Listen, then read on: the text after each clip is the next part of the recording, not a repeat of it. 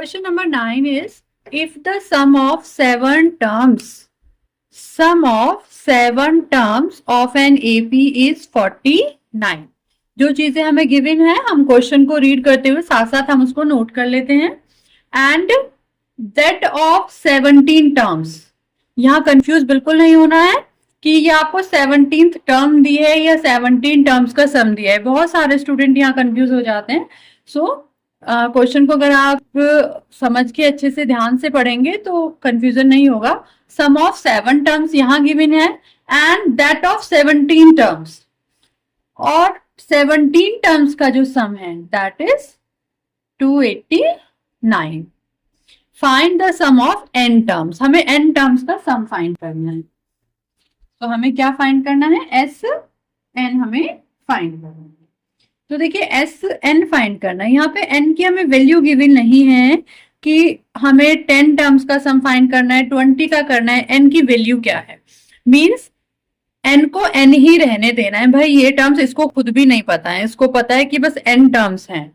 इसको खुद भी एक्चुअल में इसकी वैल्यू नहीं पता है. तो हम भी अपने फॉर्मूले में जहां जहां n होगा वहां n ही रहने देंगे. जब क्वेश्चन को खुद नहीं पता तो हमें कहां से पता होगा? तो अभी हमें क्या करना है? वही करना है जो हम हर क्वेश्चन में करते हैं. यहां से हमें दो चीजें दिख रही हैं. सम दिख रहा है 7 टर्म्स का एंड सम दिख रहा है यहाँ पर 17 टर्म्स का. तो हम इनका फॉर्मूला पुट कर लेते हैं यहां से. तो क्या होगा? n/2 होता है. n/2. n कितना है यहाँ पर? 7. 7/2 2a प्लस n-1 यानी कि 7 - 1 6d. कितना दिया है ये? 49. पहले इसी को ही सॉल्व कर लेते हैं. तो देखिए यहां से हमें इक्वेशन बनानी पड़ेगी ना. इक्वेशन इसलिए बनानी पड़ेगी क्योंकि यहां से हमें a और d की वैल्यू चाहिए. हम इन दोनों इक्वेशन से a और d की वैल्यू फाइंड करेंगे तभी तो हम इस फॉर्मूले में पुट करके निकाल पाएंगे.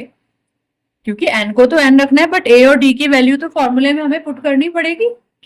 सो या इसको ऐसा करते हैं, पहले इसी की इक्वेशन को सॉल्व कर लेते हैं. यहाँ पर इसी की इक्वेशन को सॉल्व कर लेते हैं. क्या होगा? n/2 यानी कि 7/2 2a प्लस n-1 d. और कितना गिवन है हमें? ये 49 गिवन. 7/2 2a plus 6d 49. अब देखिए ये दोनों नंबर्स जो हैं 2 से कट हो सकते हैं.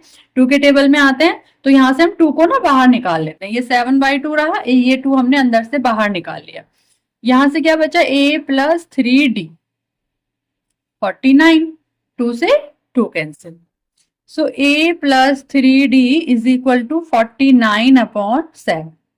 7 7 जा 49. तो यहां से जो हमारी इक्वेशन बनी a plus 3d is equal to 7, ये हमारी फर्स्ट इक्वेशन बनी. अब हम अपनी सेकेंड इक्वेशन देख लेते हैं. और क्या गिवन था हमें गिवन था S17 is equal to 289.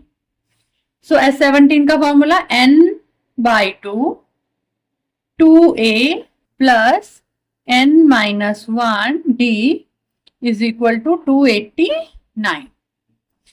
17/2 2a plus 16d is equal to 289.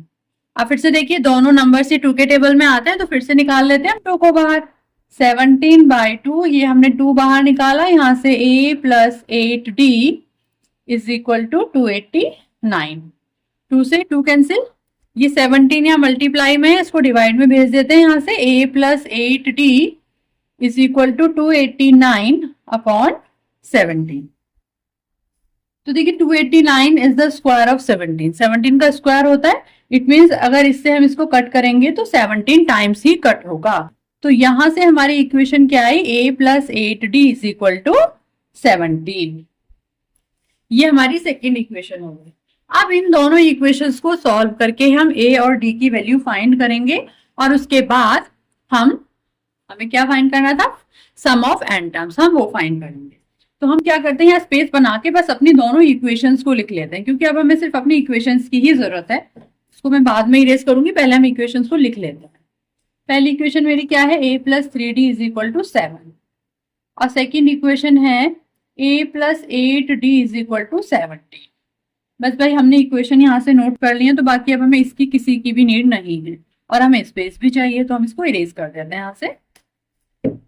Yes, अब इन दोनों इक्वेशन से हम फाइंड करते हैं। देखिए फिर से वेरिएबल सेम है और कोफिशिएंट उनके, सो हम सब्ट्रैक्ट कर सकते हैं। हमने सेकंड माइनस फर्स्ट किया, a minus A 0, 8 minus 3 5d, 17 minus 7 10, d is equal to, ये 5 इसके नीचे आ जाएगा, तो d is equal to 2। d की वैल्यू यहां से 2 आ गई। अब इसी d की वैल्यू को हम इनमें से ही किसी इक्वेशन में पुट करके a की वैल्यू फाइंड कर सकते हैं। तो putting the value of d in equation first, a plus 3, d की जगह हमने 2 पुट किया, and here is 7, a plus 6 is equal to 7। तो यहां से हमारी a की वैल्यू क्या आई, ये 7 है माइनस 6, a की वैल्यू आई हमारी 1। अब हमारे पास a की भी वैल्यू है, d की भी वैल्यू है, अब तो हम Sn फाइंड कर सकते हैं। Sn का फॉर्मूला क्या होता है, n/2 2a plus n minus 1d। तो देखिए n की तो वैल्यू हमें गिवन ही नहीं है, तो इसको हम n/2 ही रहने देते हैं। 2 a की जगह 1 plus n minus 1 and d की वैल्यू 2 हमने पुट कर ली। सो क्या आएगा यहाँ पर, n/2, 2 प्लस 2 की मल्टीप्लाई हमने अंदर की 2n माइनस 2 की मल्टीप्लाई 1 में हुई तो 2, 2 से 2 कैंसिल, n/2 और अंदर कितना बचा, सिर्फ 2n, यहां 2 से 2 कैंसिल, तो कितना आया n square. So n square is the sum of n terms का सम कितना आया हमारा, n square. This is the answer. I hope सभी को अच्छे से क्लियर हो गया होगा। अगर किसी को कहीं भी कोई कंफ्यूजन है प्लीज कमेंट बॉक्स में जरूर पूछें, आपको आपके सभी कमेंट्स का रिप्लाई जरूर मिलेगा। और जिसने अभी तक चैनल को सब्सक्राइब नहीं किया है वो प्लीज चैनल को सब्सक्राइब करें और वीडियो को ज्यादा से ज्यादा शेयर करें। अगर चैनल आप सब्सक्राइब नहीं करेंगे तो नई नई वीडियोस के नोटिफिकेशन आपको नहीं मिलेंगे। तो आज के लिए इतना ही।